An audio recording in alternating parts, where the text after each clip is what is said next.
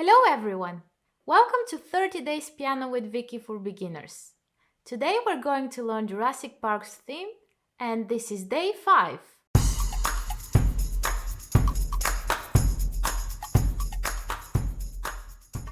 As usual, I'll perform the piece for you and then we'll start learning it together.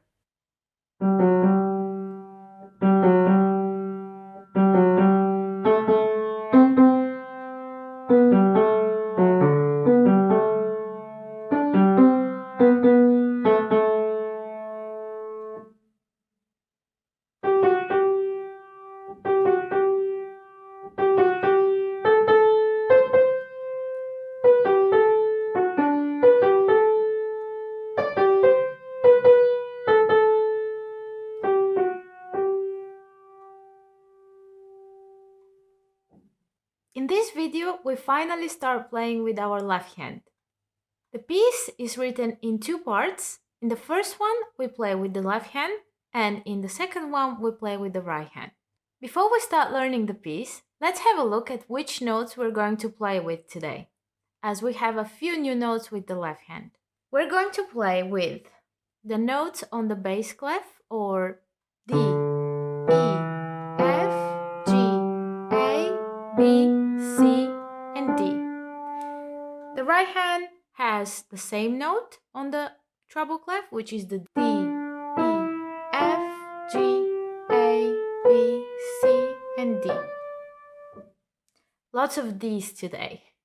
Before we look at our technical challenges, let's warm up together with the scale. The scale for today, it's the G major scale.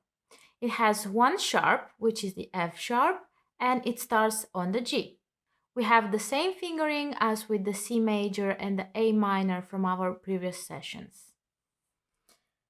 Here we go. G.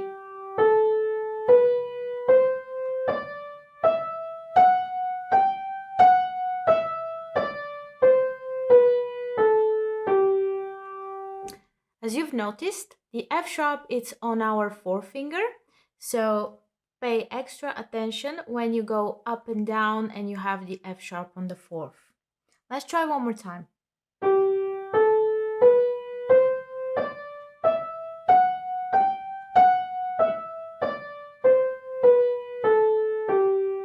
Awesome! Let's try with the left hand. Start from the lower G on the piano and let's go up together. Finish the fingers from 5 to 1. Go over, F sharp, and go back under.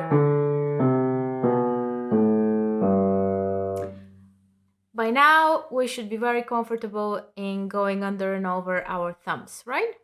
Did you know it took many different animals to create the T-Rex's roar? It was a combination between a tiger, alligator, and a baby elephant. Fly, Dumbo.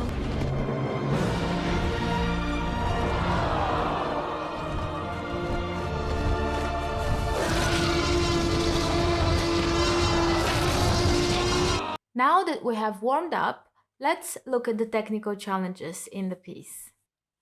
The first technical challenge is working out with our third and fourth fingers on the left hand, which are quite tricky to handle as beginners, right? So let's try to just practice a little bit with these 3 and 4 on the first 2 notes of our technical challenge, which are the G and the F sharp. So just give it a go a few times. G, F sharp.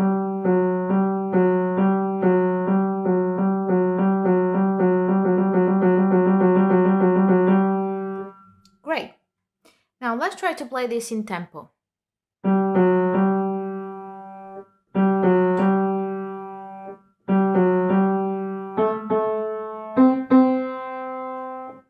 I always recommend to my students to try and stay as relaxed as possible with all the fingers on the keys. That way we don't have too much tension when we practice with the third and the fourth fingers especially. So one more time with a very relaxed hand and all the fingers on the keys.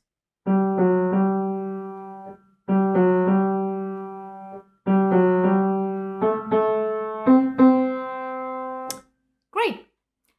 Sometimes the pinky comes off. It's it's a bit naughty, this pinky. So try to keep it down. Second technical challenge is a change in the fingers of the following part.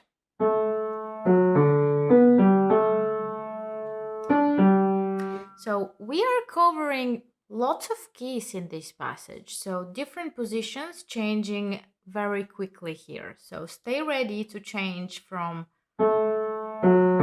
D position to go to the B, then forefinger will go on the G, so we're skipping 2 fingers here, very unnatural, but we need more fingers to go to that high D, right? So, and we finish on the G position. So try to practice that with long notes without the rhythmic structure that we see here. So long notes.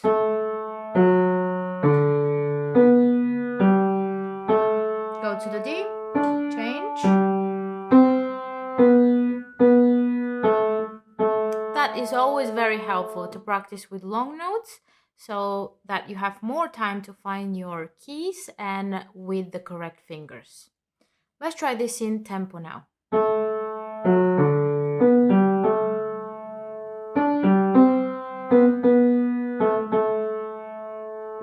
Excellent. The third challenge is towards the end and it's with our right hand.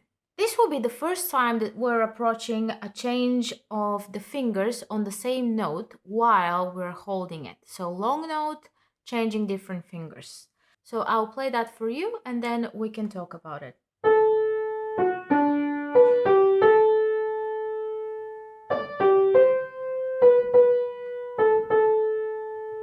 Did you see how I changed on the A from the forefinger, holding it down and then switch it to the second? Again, we need to do that in order to make sure that we go to the high D. Otherwise, we don't have enough fingers. So let's try this one more time, maybe with long notes this time.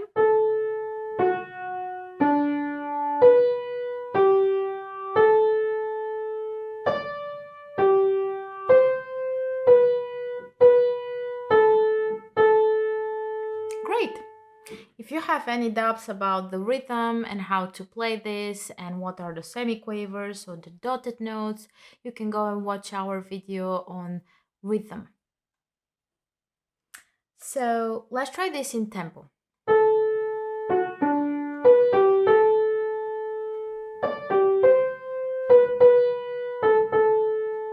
Great!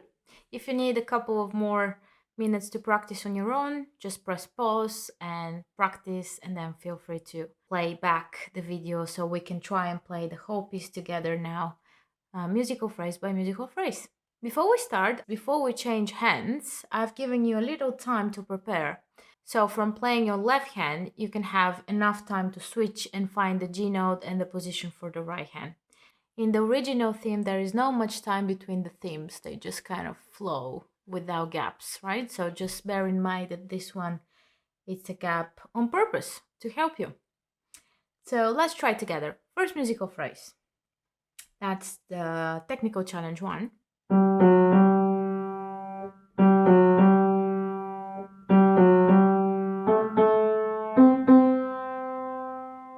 Great. Nothing new here. We practiced that together. Let's move on to the second phrase.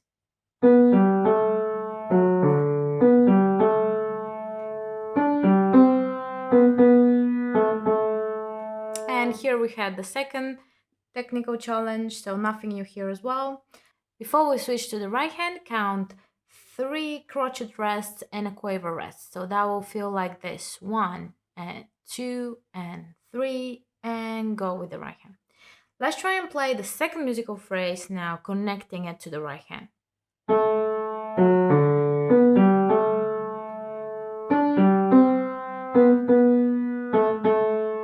1 and 2 and 3 and 4.